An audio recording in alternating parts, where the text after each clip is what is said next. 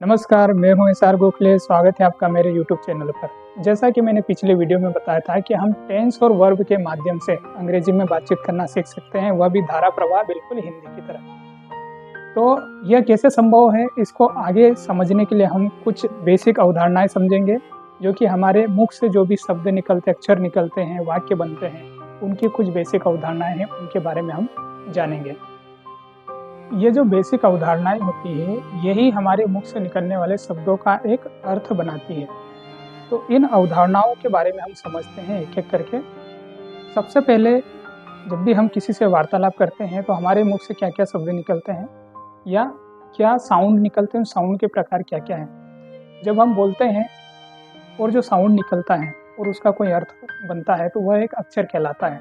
अक्षर को हम अंग्रेजी में लेटर्स बोलते हैं। लेटर्स दो प्रकार के हैं, दो समूहों में विभाजित किए गए हैं, जैसे कि वोवेल और कॉन्सोनेंट। उसके बाद में वर्ड आता है, यानी कि अक्षरों के समूह से एक जो निश्चित शब्द बनता है उसे हम वर्ड कहते हैं। और वर्ड भी अलग अलग खंडों में विभाजित होते हैं, तो इनके खंडों को अंग्रेजी में सिलेबल्स कहा जाता है। तो वर्ड एक सिलेबल्स वाले भी हो सकते हैं, दो वाले भी हो सकते हैं, तीन वाले भी हो सकते हैं। इनको हम आगे और बातचीत में समझेंगे। अब जो शब्द बने हैं, शब्दों के समूह से एक बड़ा वाक्य बनता है, यानी सेंटेंस बनता है। ये जो दो तीन चीज़ें महत्वपूर्ण हैं, इनको समझना बहुत ज़रूरी है। सेंटेंस के भी कुछ अलग, जैसे कि उपवाक्य हो गया, फ्रेज और क्लाउज हो गया, इस प्रकार से वाक्य और वाक्य खंड हो गए। तो इनके बारे में भी हम आगे जानेंगे। सबसे पहले हम बात कर लेते हैं लेटर्स की। लेटर्स क्या है? अंग्रेजी वर्णमाला के ए से लेकर जेड तक जितने भी अक्षर है उनको हम लेटर्स कहते हैं। इनको दो समूहों में विभाजित किया गया है। सबसे पहले हैं वोवेल्स। वोवेल्स की संख्या 5 है, ए ई आई ओ यू, इनकी संख्या 5 है। और बाकी सभी जो लेटर्स हैं उनको हमने कॉन्सोनेंट कैटेगरी में डाला हुआ है। और ये कॉन्सोनेंट अपने आप में कुछ भी नहीं है, ये वोवेल्स के माध्यम से ही कार्य करते हैं और एक निश्चित अर्थ बनाते हैं। एक और विशेष बात इसमें कि जो W और Y है, ये स्थिति अनुसार वोवेल्स और कॉन्सोनेंट में इस्तेमाल किए जाते हैं। अब बात करते हैं वर्ड की। तो अक्षरों का ऐसा समूह जिसका कोई एक निश्चित अर्थ निकलता हो वह वाक्य कहलाता है, यानी कि वर्ड कहलाता है। तो वर्ड भी एक खंड या दो से अधिक खंडों में विभाजित होते हैं। जैसे अब इनको हम सिलेबल्स कहते हैं। अब वन सिलेबल्स वाले शब्द कौन कौन से हो गए? सबसे पहले हम देखेंगे यू, मी, गो, रन, यानी कि बोलने में हम एक ही बार में जिस शब्द के जिस भाग को हम बोल पा रहे हैं वो उसका वन सिलेबल हो गया। अब दो सिलेबल वाले कैसे हो गए? जैसे कि फादर, वाटर। जैसे फादर में फादर और वाटर में हो गया वाटर। तो इस प्रकार ये दो खंड वाला जो शब्द है। इसके बाद दो से अधिक वाले कैसे हो गए? जैसे कि ब्यूटीफुल, तो ब्यूटी में हम ब्यूटीफुल, ये दो से अधिक हो गया।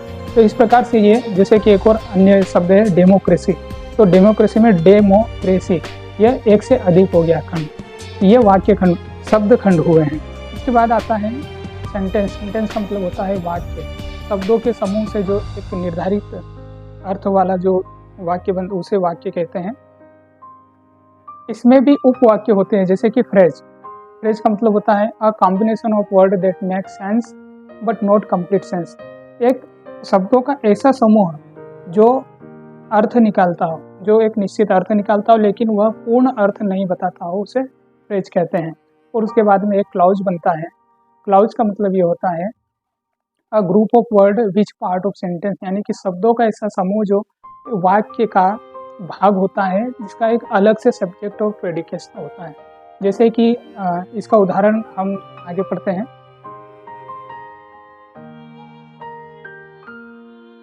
उसने कहा कि वह ठीक नहीं है, he said that he is not well। इस प्रकार से एक वर्ड बनता है। आगे बढ़ते हैं। जो भी हम वार्तालाप में बातचीत करते हैं, हमारे मुख से एक अर्थपूर्ण जो वाक्य निकलता है, उसका स्ट्रक्चर किस प्रकार से होता है, उसे हम स्ट्रक्चर ऑफ सेंटेंस के माध्यम से समझते हैं। तो जो भी हम बातचीत करते हैं उसमें सबसे पहले एक सब्जेक्ट होता है, वर्ब होता है और एक ऑब्जेक्ट होता है, यानी कि बोलने वाला, क्या कार्य घटित हो रहा है वह चीज़, और किसके लिए या किसके लिए घटित हो रहा है वह चीज़। इसे एग्जाम्पल से हम समझते हैं कि वह पानी पीता है। और दूसरा एक एग्जाम्पल है इसमें, वे फुटबॉल खेलते हैं। तो जैसे कि अगर हम बात करें वह पानी पीता है, तो वह को अंग्रेजी में हम लिखेंगे ही एक सब्जेक्ट हो गया, और उसके बाद में पानी यानी कि वाटर एक ऑब्जेक्ट हो गया। वह इसके लिए, वाटर के लिए क्या कर रहा है, पीता यानी कि ड्रिंक हो गया। तो इसमें जैसे एक छोटा सा एक शब्द जो हमारा वाक्य जो बना है कि वह पानी पीता है, तो इसमें एक सब्जेक्ट है, ऑब्जेक्ट है और वर्ब है। तो इसका सही स्ट्रक्चर में क्या बनता है, सब्जेक्ट, वर्ब और ऑब्जेक्ट। हम इसके कहेंगे ही ड्रिंक्स वाटर, अंग्रेजी में वह पानी पीता है हिंदी में, और इसका अंग्रेजी में बनेगा ही ड्रिंक्स वाटर।